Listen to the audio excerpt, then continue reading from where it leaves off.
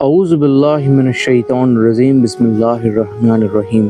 السلام علیکم امت محمد، آپ دیکھ رہے ہیں شہدائے محمد۔ جیسے کہ ہمارا موضوع ہے بعد کربلا، یعنی کہ کربلا کے بعد کے واقعات۔ مولا حسین کی ایک کنیز یعنی کہ غلام، جس کا نام روایتوں میں بی بی شیرین بتایا جاتا ہے، وہ سیدہ خاتون جنت فاطمہ زہرا کی بھی خدمت کر چکی ہے۔ بی بی شیرین کو امام حسین نے آزاد کر دیا تھا۔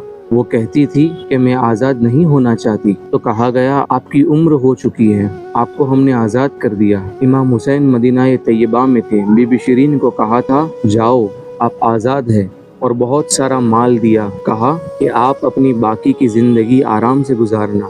تو وہ کہنے لگی میری ایک شرط ہے، میں اس شرط پر جاؤں گی۔ امام حسین ابن علی نے کہا ہم نے آپ کو کسی بھی چیز کے لیے روکا نہیں ہے، منع نہیں کیا، آپ بتائیں آپ کیا چاہتے ہو۔ بی بی شیرین نے کہا مولا حسین بس میں یہ چاہتی ہوں کہ میں جب اپنا گھر بنا لوں تو ایک بار آپ اس میں قدم رکھ دینا، مجھ غریب کے گھر ایک بار آ جانا۔ تو امام حسین نے کہا بس اتنی سی بات، ہم تو غریبوں کے گھر روز جانا پسند کرتے ہیں، جا تیرے گھر بھی ہم آئیں گے۔ تو بی بی شیرین نے کہا نہیں مولا، میری ایک درخواست ہے کہ آپ اپنے خاندان کے ساتھ آئیں گے، اپنے شہزادے اپنی شہزادیوں اور عورتوں کے ساتھ آئیں گے۔ تو مولا حسین نے اپنی گھر کی ساری عورتوں سے کہا بی بی شیرین کہتی ہے اس کے گھر دعوت ہے، ہم سب جائیں گے۔ اور امام حسین نے مسکراتے ہوئے کہا کہ اے بی بی شیرین کہیں ایسا نہ ہو کہ ہم آئے اور تو پہچان ہی نہ سکے۔ تو یہ سن کے وہ آقا حسین کے قدموں میں گر پڑتی ہے اور کہا کہ میں آپ کے گھر کی خدمت گزار، آپ کے گھر کا کھایا ہے، میں آپ کو نہ پہچانوں، ایسا کیسے ہو سکتا ہے۔ وہ خاتون گئی، اس نے کوفہ کے قریب ایک بستی میں اپنا بڑا اچھا سا گھر بنایا، اور اس کی بستی والے اس کی بہت عزت کرتے تھے کہ یہ فاطمہ کے گھر کام کی ہوئی عورت ہے، حسین ابن علی کے گھر کام کی ہوئی عورت۔ وہ بستی کے ہر گھر میں جاتی تھی اور کہتی تھی اے لوگو دیکھنا میں نے گھر بنایا ہے اور پیغام بھیج دیا ہے، دیکھنا نواسہ رسول میرے نبی کے لاڈلے امام حسین اپنے خاندان کے ساتھ میرے گھر آئیں گے۔ لوگ کہتے تھے تیری قسمت کو سلام کہ امام حسین رسول اللہ کے لگتے جگر تیرے گھر آنے والے ہیں، امام حسین رسول اللہ کے لگتے جگر تیرے گھر آنے کا کہہ چکے ہیں۔ اس عورت کی گاؤں میں بڑی عزت تھی۔ جب بی بی شیرین کو خبر ہوئی کہ امام حسین مدینہ سے مکہ نکل چکے ہیں اور مکہ سے کوفہ آنے والے ہیں، تو اس نے آقا حسین کو پیغام بھجوایا اور اپنے گھر کو رنگنا اور سجانا شروع کر دیا۔ گھر کے کمرے سجائے کہ مولا حسین اپنے خاندان کے ساتھ آئیں گے اور میرے گھر پر ٹھہریں گے۔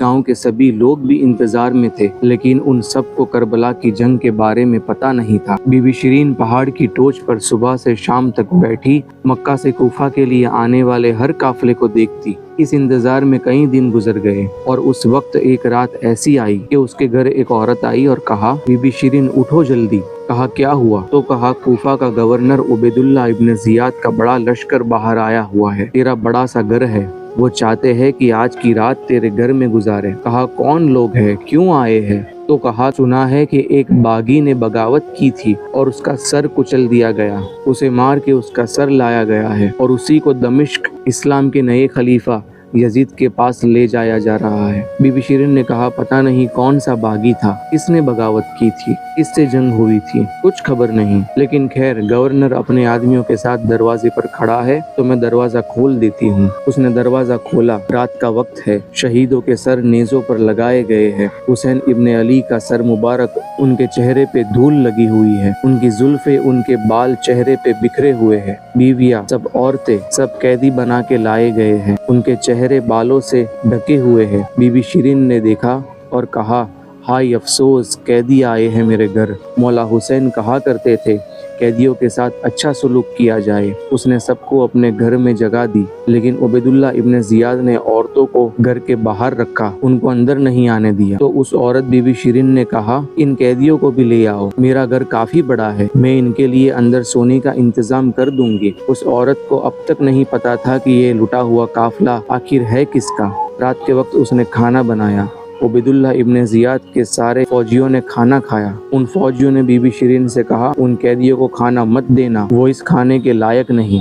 तो बीबी शिरीन ने जवाब दिया, देखो मेरा तरीका ये है कि मैं फातिमा ज़हरा के घर काम करती थी। उस घर में फाका तो रखते थे लेकिन आने वाले मेहमान को भूखा नहीं रखते थे। वो चाहे जैसे भी कैदी हो, जैसे भी बागी हो, लेकिन मैं जो खिला सकूंगी मैं खिलाऊंगी। फिर बीबी शिरीन ने खाना बनाया और लेकर आई, सैयदा ज़ैनब के पास रखा तो सैयदा ज़ैनब ने अपने दोनों हाथ दिखाए जो पीछे बंधे हुए थे। तो बीबी शिरीन ने सैयदा ज़ैनब के हाथ खोले, लेकिन उन औरतों के और सैयदा ज़ैनब के चेहरे बालों से ढके हुए थे। उसने खाना परोसा, कहा खा लो। तो बीबी ज़ैनब ने पुकार के अपने भाई हुसैन का नाम लिया, कहा या हुसैन इब्ने अली। तो बीबी शिरीन चौंक उठी और कहा, ये नाम तू क्यों ले रही है?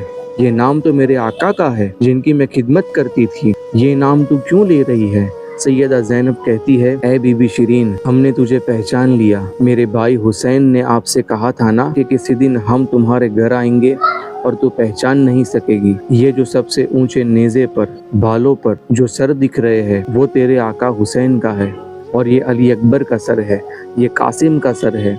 बीबी शिरीन ने देखा और पुकार कर कहा, मौला ये कैसी मेहमान नवाजी का मौका आपने दिया है, इस तरह भी कोई किसी के घर मेहमान बनता है? और ये कहती हुई बेहोश होकर गिर पड़ी। फिर उस पर पानी डाला जाता है, वो उठती है और कहती है, सच कहा था मौला हुसैन ने, ऐ बीबी शिरीन, मैंने वादा किया है हम तुम्हारे घर आके रहेंगे, लेकिन कहीं ऐसा ना हो कि तू पहचान ही ना सके। सच कहा था मौला हुसैन ने, आप इस हालत में मेरे घर आए कि मैं पहचान न सकी, क्योंकि कभी सोचा भी नहीं था कि फातिमा के लाडले का कटा हुआ सर कभी घर आ सकता है। वो ये कह के बेहोश होकर गिर गई। और रिवायत में आता है, जब सुबह फौजियों ने उठकर देखा तो बीबी शिरीन का जिस्म ठंडा पड़ चुका था, उसकी रूह निकल चुकी थी। गमे हुसैन में लोगों की जानें चली जाती हैं, जो असली मोहब्बत करने वाले थे वो दुनिया से ही रुखसत हो गए।